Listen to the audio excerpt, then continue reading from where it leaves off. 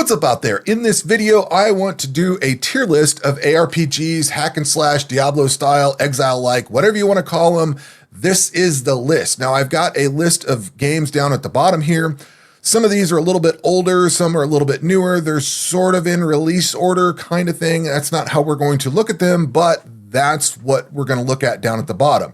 Before we dive into this list itself, what you see on the screen right now is a list of games that I have in my Steam library that I've bought over the years that are considered ARPGs. If you were to Google Diablo style games, chances are a lot of these are going to show up on a list somewhere. And I at least wanted to acknowledge that these exist and that I know they're there. I have not played a lot of these, or I've briefly checked them out, or they don't fit the criteria that I'm looking for in this video.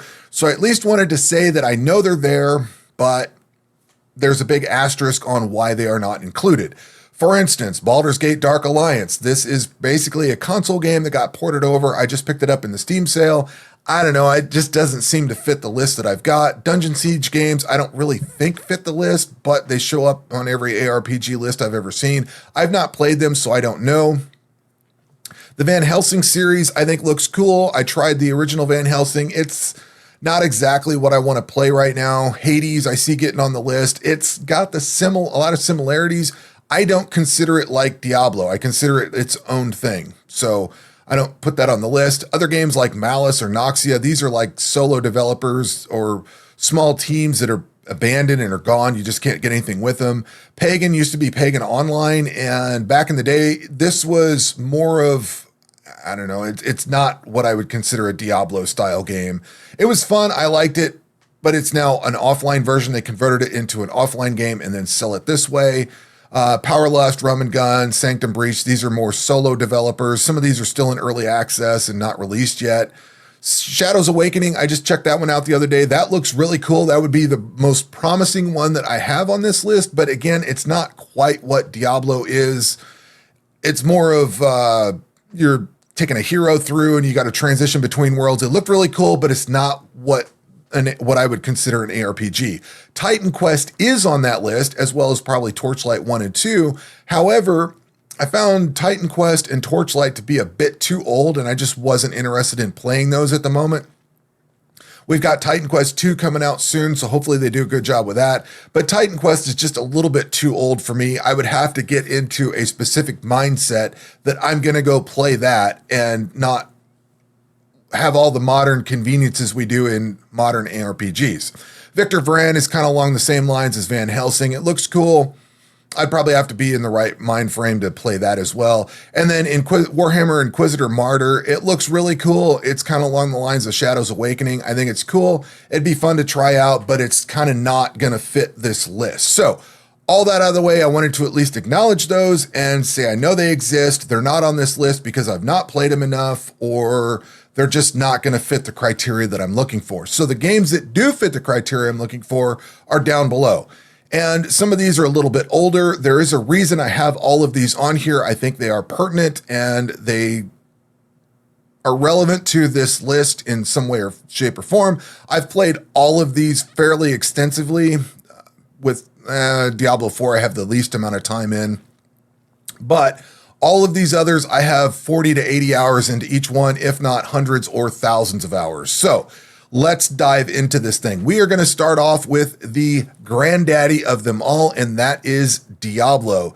This is probably going to be a bit of a controversial opinion, and it very much pains me to do this, but I have to throw this down here at D tier.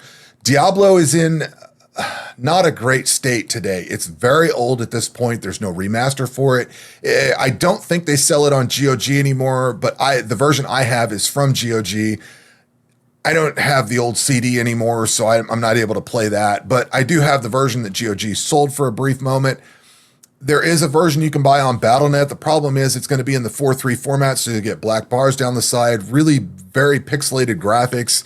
Like, this was not made for widescreens in any way, shape, or form. It's not been remastered or upgraded in any way to be widescreen compliant. You can get the Beelzebub mod. You can download that. You basically just take the contents, some of the contents of the what you get on GOG or BattleNet, drop it in the Beelzebub mod folder, and then you could play the game on widescreen with the, all that good stuff. And I think there's some other mods that let you play Diablo in a more modern day, but all that out of the way, even today, or even back in the day, Diablo was pretty much put to bed when Diablo 2 came out. Diablo 2 did everything Diablo 1 did, but better. So we also got crafting and sockets and all that other stuff that came in with Diablo 2. Diablo 1 just didn't have it. And Diablo 2's got a lot more of a story. I mean, the story in Diablo 1 was cool, but Diablo 2 just perfected the formula, and it pretty much made Diablo 1 obsolete. I am still a very big fan of Diablo 1, so I have a lot of nostalgia for it and all that.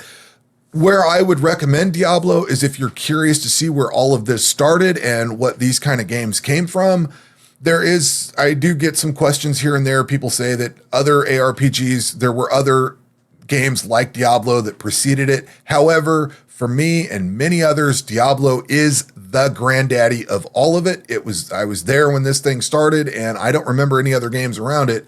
That's the one that I remember starting it. It kind of set that blueprint for the style of game that it is, and that's where it all comes from. So D tier is Diablo. Unfortunately, it's just too old.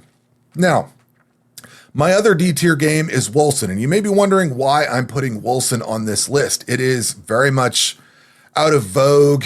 The game is no longer being developed. I think they've killed off all the servers. You can go, if you have this, you can go retrieve your online characters and pull them off. I just did that today. In fact, I was curious about how it held up for this video. I'm only including this game. I know it's kind of a dead game at this point. I don't think you can do co-op since they've killed the servers. I don't know that there's a peer-to-peer co-op option or anything like that, but Wolcen has got a really good story and very cool cutscenes. It was built on the Crytek engine, so it looks amazing. It still looks pretty good. You can get this thing for like $4, $4 or $5, something like that when you catch it on sale. The servers are shut down, and there's going to be pretty much no support for it. So when this game launched, it was in a very buggy state. The online barely worked or didn't work when it released in 2020. I think it was early 2020. Like, it had a lot of problems out of the gate. A lot of skills didn't work. A lot of the passive tree didn't work. Like, when it launched, I don't remember if it was in early access and then it launched into full or how it all went down, but it just launched in an absolutely terrible state. It eventually got to where you could play through it, but it was still buggy. A lot of things just flat out didn't work. I think they've repaired a lot of it. They have added some end game to it. When I got to the end game, I thought it was very boring. It was pretty much what Last Epoch did, which is you go in, kill some stuff, and leave. And that just gets old extremely fast. I find that to be like working a drill press or a stamping machine at a factory. It's just repetitive. You're just going to do the same thing over and over and over again. And to me, that is mind-numbing and boring. And I exit out fast. So Wolcen has a really good story and some cool cutscenes. It looks good. I think it plays all right these days. It got a lot of things hammered out, but the state of the game is that it is pretty much dead at this point. That's why it's on D tier, but I do feel like it's worth mentioning because you can get it cheap. It's got a good story, and it's got some neat ideas. Like on the passive tree, you can rotate certain parts of the passive tree to realign some of it to where it's not like a static passive tree. You can actually rotate parts of it around and pick up things to get a little bit of build variety. So it's a cool game, at least worth talking about in this capacity. And I would recommend it on the very cheap. Next up is my C tier, and that has got to go to Last Epoch. I want to love Last Epoch a lot more. However, Last Epoch is just, for me, it's extremely mid, like super mid. The story is pretty bland. The level design is pretty bland. It's okay on graphics. I don't think it's as good as Wolcen looks. I don't know. It's okay. There's only like 2 memorable boss fights. Like after, what did we play this a year or 2 ago? I only remember like 2 of the boss fights. It's just very mid. What it does extremely well is builds and creating builds and having variety and all that. Like the build variety is great. They've got a lot of cool ideas. The Circle of Fortune, the SSF versus Trade League stuff. They've got some really good ideas in it. It's got a great foundation. I just don't find the desire to go back and play it. Like I looked at the trailers for the last cycle or whatever season league, whatever they're calling it. I had no interest. I'm looking at their roadmap they posted here. I don't see the interest in going back to play it. So unfortunately, that's why it is on the C tier. Now, whatever they do in the future, I mean, I own the game, so it's always something I can go back to and check out if I ever want to. But there's just not really a lot of reason for me to want to jump back into it and try it again. Now we need to move on to the B tier, and this is another surprise for me. I would actually put Diablo 4 in B tier. Now, this is after a year of them developing it, and it's still got a lot of the same problems and a lot of the same things that I hate about the game. Like, I think Diablo 4 is very boring in a lot of regards. I think one thing they try to capitalize on as a corporation is gamers that say their dollar per hour is what they judge a game by. So what I mean by that is the developers clearly stretch out, like a lot of the dialogue just goes extremely slow. You could 2x a lot of the dialogue and get through it. There's pauses in between. They talk very slow. There's large sections of maps as you go through the campaign where there's no monsters. You're just going through hallway after hallway after hallway. It's all empty, but they stretch so much out. And in fact, one of the biggest things that I hated about this game was the grind to get the horse. This is an open world game, and it takes like 15 or 10, 15, 20 hours, something like that. I don't remember. It took a very long time to actually get the horse to navigate faster. I am currently replaying this or playing through it. I want to actually complete the campaign at some point. So new year, new me, I'm actually going to try to play Diablo 4 and complete the campaign. But a lot of the things that I hated about it are still there. However, a lot of it's been resolved because you level up a lot quicker. And that's another thing. If your dollar per hour is, I've spent 100 hours in the game, really you spent 40 hours walking everywhere, listening to cutscenes and stuff like that. Like that's not a very good expenditure of my time anyway. And then on the other hand, if they've toned down the XP gain and all that, so you level up a lot slower. Like that's the oldest tricks in the book for AAA. Oh, you've got more time in the game. They've sped up the XP gain, so I'm leveling up a lot faster. I've got the horse now because I spent that grind and wasted my time on that. So the campaign is progressing along much further. I do like the campaign better than last Epoch's campaign. I still don't think it's a great campaign overall. It's still kind of boring. I don't know. I'm not a fan of it, but Diablo 4 is better than last Epoch in my estimation. The graphics are good, but the overall level design and everything I think is kind of bland, and it's just, I don't know. Again, it's better than last Epoch, but that bar is kind of low, so it is what it is. Build variety is okay. I don't think the build variety in this game is as good as what last Epoch has. So if you were to take Diablo 4 and last Epoch and kind of put them together, they would be a great ARPG, but separately they're kind of which is the race to the bottom. So build variety in Diablo 4 is very mediocre. You just go left or right. There's not much choice in it. It kind of is what it is. But oddly enough, Diablo 4 is on my B tier. Now, we need to talk about A tier, and I would put Diablo 3 on the A tier. I think the story is better than Diablo 4. It's been, I played this in 2016, I think, and I played it on console. I've got it on Battle.net. I need to redo it. It looks good graphically. It's held up. If they've remastered it or brought the graphics up to date, it looks really good.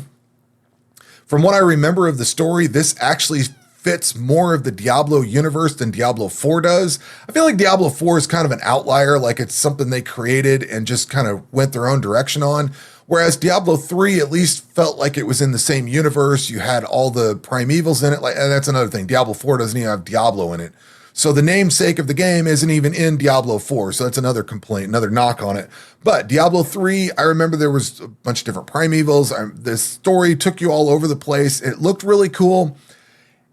I've only played it once. I didn't find it all that interesting to run through over and over and over again. But I do like it more than I like Diablo 4 at this point. Again, I need to go through it again, play it recently more than several years ago. But at this stage, I do like Diablo 3 better than Diablo 4. Now, the other one that might I don't know. I don't know where people stand on it. For me, Path of Exile 2 is A tier. I think someday this is going to be an S tier game. However, it's just not there at this point. It's early access. It's half finished. I don't find myself wanting to replay it. Like, the story is amazing. I think the story is fantastic, but I don't find myself wanting to go back and play it. I want to try all the different ascendancies out and try different builds and try different skills. I just don't feel like I do much damage, and it feels like everything is a slog to get through. So I'm waiting on more content, a big balance patch. You know, Grinding Gear Games has been on vacation. I think it's a great game. I think it's a very great start. If you were to compare where Path of Exile 2 launched into early access and where Wolcen launched into full release, and how buggy and broken Wolcen was, like, Path of Exile 2 is a smooth performance. There's some crashing here and there, but compared to the way Wolcen launched with broken skills, broken passive tree, broken online, like, it was legitimately a broken game. Like, certain aspects couldn't be played. Bosses bugged out. You couldn't kill the boss. Like, that was the Wolcen experience. That is not the Path of Exile 2 experience. But Path of Exile 2 is suffering from, it needs more content, it needs to be finished, that kind of thing. So it's suffering from success. But anyway, I think Path of Exile 2 is definitely an A tier. And as you can see, we've got 3 left, and these are probably going to be S tier since that's the way I've been doing this list. Obviously, maybe it's nostalgia. I don't know. Diablo 2 for me is always going to be the pinnacle of this type of game. I don't think there's any other game that can come along. You may be younger and not have experienced Diablo 2, and that's unfortunate.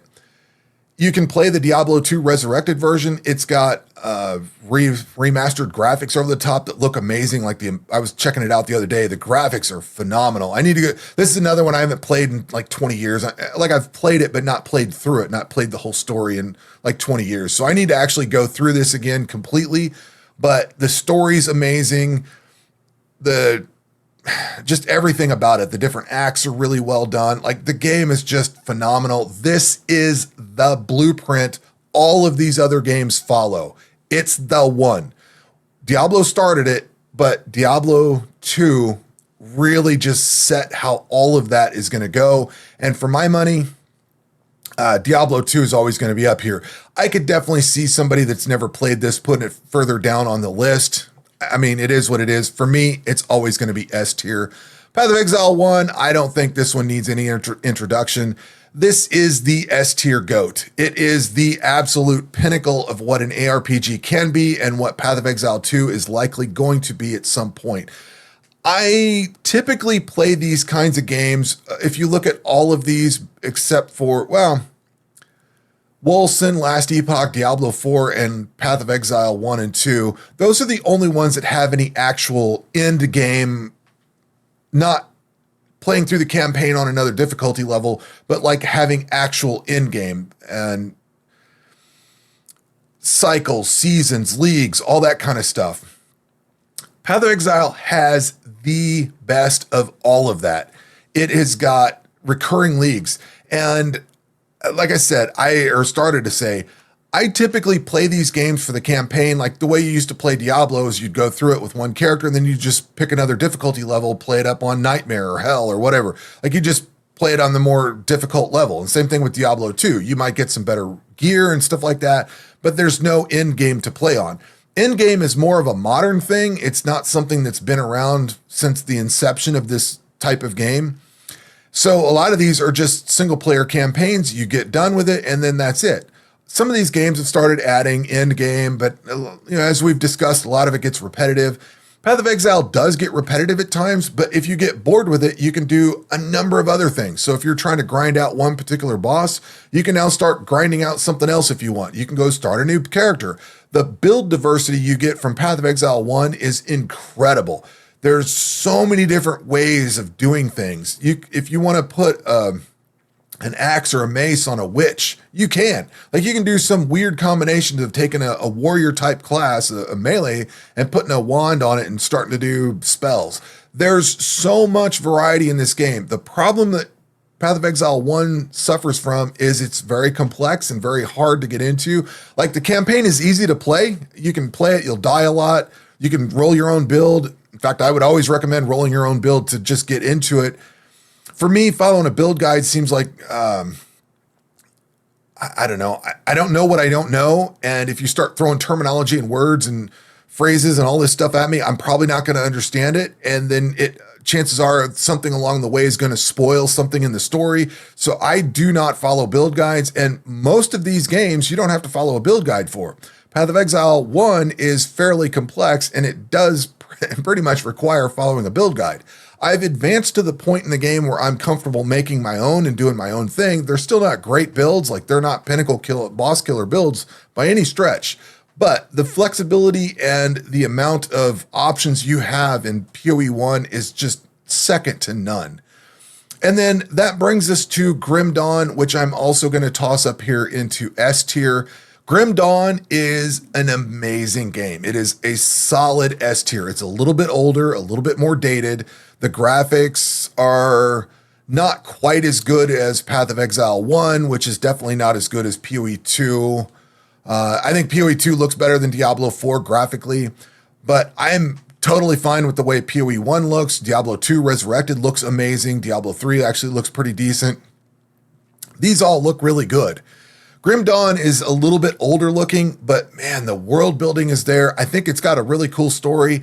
The things that hold Grim Dawn back is mostly related to budget, so it doesn't have all the cutscenes that something like Diablo 4 has, or like Wolcen. It's definitely not as pretty as Wolcen, or the cutscenes or anything like that, or the voice acting. It's got some voice acting, but not a lot. What Grim Dawn excels at is world building. The world is handcrafted, looks amazing. A lot of these other ones are procedurally generated. Grim Dawn is not. Grim Dawn stands out in that regard. It's got an amazing amount of build variety. I don't think it has the amount of build variety that Path of Exile 1 does, but you can dual class, and it's got constellations, sort of like a passive tree. There's a ton of variety to it. It is single player though. There is co-op or whatever, but it's not got leagues or anything like that. It's got some expansions to it. So it's one of these that's pretty much like Diablo 1 or 2 is, where you play through the campaign, beat it, and then that's kind of it. You play it on a harder difficulty, or you try a different build out. It's not quite as good as Path of Exile 1. Path of Exile 1 is like the pinnacle of modern ARPG with the content that it's got, but Grim Dawn is just right in there. And I am very comfortable with the tiers that where the games sit on these tiers. These are my personal choices and where I would fit them. That's where I think they are. All of these games are excellent in their own regard, but there are some that are definitely better than others. Some people may put Diablo 4 up here instead of Path of Exile because Diablo 4 is infinitely easier to get into than Path of Exile. That's valid. Certainly, it's not my interest for myself, but this is my list. This is what I have, and that is going to do it for this video. We will catch you on the next one. Take care.